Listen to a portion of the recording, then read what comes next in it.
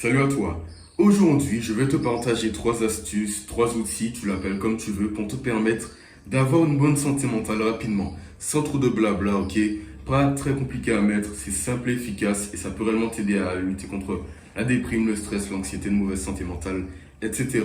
Avant que je me présente, mon nom est Mathis, je te donne des conseils structurés et réfléchis pour te permettre d'avoir une bonne santé mentale et donc d'être heureux.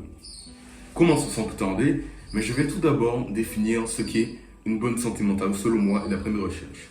C'est simplement le fait d'être heureux, de savoir où aller dans sa vie, comment y aller, pourquoi y aller. Quand tu vois la tristesse, la déprime, la dépression, le stress, toutes ces choses, tu peux être en capacité de récupérer ces informations et de te dire non, je n'en veux pas. Tout ça quand tu as une bonne santé mentale. Donc oui, il faut bien reconnaître que c'est important et les outils vont vraiment t'aider à l'améliorer en quoi? Moins d'une heure. Commençons donc avec le premier outil.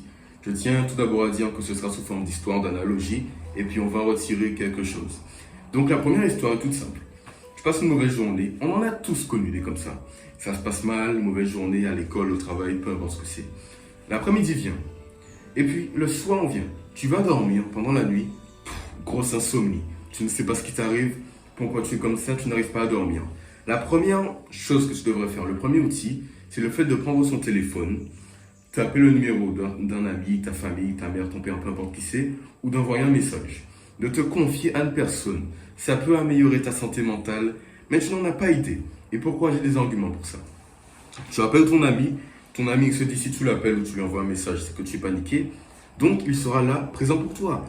Et imaginons que tu lui racontes du charabia, en mode X m'a dit ça, Y m'a rendu triste, et puis A a rajouté quelque chose qui m'a réellement heurté, qui m'a réellement détruit, d'accord?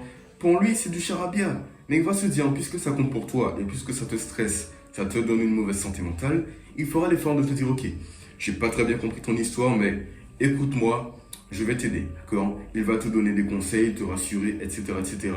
Toi, tu vas te sentir, comment dire, comme pris dans les bras d'une personne, tu te sentiras aimé, et puis c'est bon pour toi, d'accord?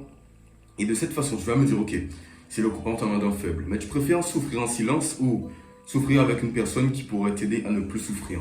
Donc oui, les relations sociales, c'est important. Donc appelle un ami, ça peut prendre quoi? Maximum 2-3 heures, ok? Mais minimum 5 minutes, 10 minutes. C'est rapide et facile à mettre en place. Ça améliore ta santé mentale. Tu n'en as même pas idée. Et si tu n'as personne à qui parler, mon Instagram est là pour toi. Tu m'envoies un message. Je pourrais peut-être t'aider. Donc ça, c'était le premier point. Quel est le deuxième point, le deuxième outil, la deuxième astuce? Une histoire nouveau. Journée de travail très difficile. Ton patron t'a crié dessus, mais tu n'en as pas idée, il t'a réellement dérespecté. Ton collègue a fait la même chose, peut-être involontairement, tu n'en sais pas trop grand-chose.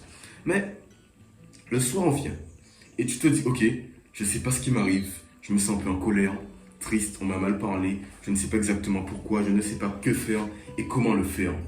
Qu'est-ce que tu pourrais faire à ce moment-là? Tu prends une feuille de papier, un stylo, tu écris. Tu écris, qu'est-ce que tu écris? Ce qui te passe par la tête. Tu dois nuancer tes émotions. Si tu me donnes des émotions comme la colère et la tristesse, c'est trop vaste. À quel point tu es triste, en colère? Par exemple, je peux dire, je suis triste ou je suis heureux maintenant, mais à quel point je le suis? Donne des nuances. Comment donner des nuances? Simplement en écrivant. Écris, mec. Tu peux écrire, ça prend minimum 2 minutes, 3 minutes, maximum une demi-heure. Mais c'est simple à mettre en place. Tu dis, qu'est-ce que tu penses? Pourquoi tu lui en parles? Qu'est-ce qu'on t'a dit qui t'a heurté? À quel point ça t'a heurté? Et puis tu vas terminer d'écrire, tu vois cette feuille, tu te dis, waouh, en fait tout ce qui était sur cette feuille, c'est ce qui m'a empêché d'avoir une bonne journée et de réussir dans ma vie. Quand, du moins dans ma journée, pour ne pas aller dans une trop grosse échelle, ok? Et tu vois cette feuille, tu la froisses, tu la jettes, et puis tout va mieux. Ton esprit est libre.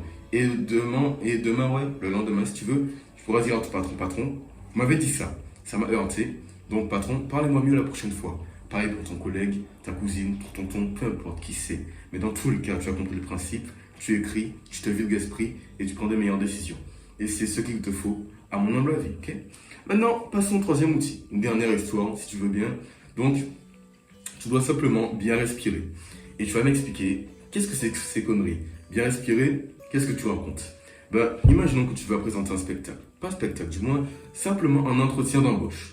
Je ne sais pas si tu dois dire bonjour ou bonsoir au monsieur, comment lui dire, tu es stressé, 1 heure avant, tu transpires, ta peau te gratte, mal de ventre, tu connais les symptômes. Et donc, que faire à ce moment-là?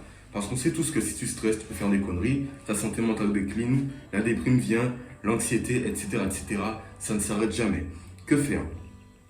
Écoute-moi bien. Tu dois simplement respirer de la façon suivante. Tu respires une première fois, un tout petit peu une deuxième fois, j'expire. Refais. Première fois, deuxième fois, expire. Fais-le avec moi, ok? Première fois. Refais encore, s'il te plaît. Je sais pas si tu comprends, mais là je l'ai fait rapidement. Mais en le faisant lentement, tu te calmes, tu te détends, ta santé mentale s'améliore parce que ton rythme cardiaque est plus bas, plus calme, tu parles de façon plus, comment dire, compréhensible, tu es détendu, tout va mieux pour toi. Et tu es en capacité de prendre de bonnes décisions et te dire, ok, cet entretien d'embauche, ce n'est qu'un entretien d'embauche. J'ai la pression, je me suis détendu, je prendrai des bonnes décisions, je vais bien parler pour qu'ils me comprennent et j'aurai ce job. Simplement parce que tu as pris ton temps pour te calmer, prendre un pas en arrière, te détendre avec cette respiration. Tu es calme, tu ne rates pas ton entretien d'embauche et tu as ton job. Et je pense que c'est ce que tu veux. Comment faire ça? Combien de fois le faire? Tu peux le faire dans toutes les situations de ta vie. Travail, relationnel, peu importe, ok?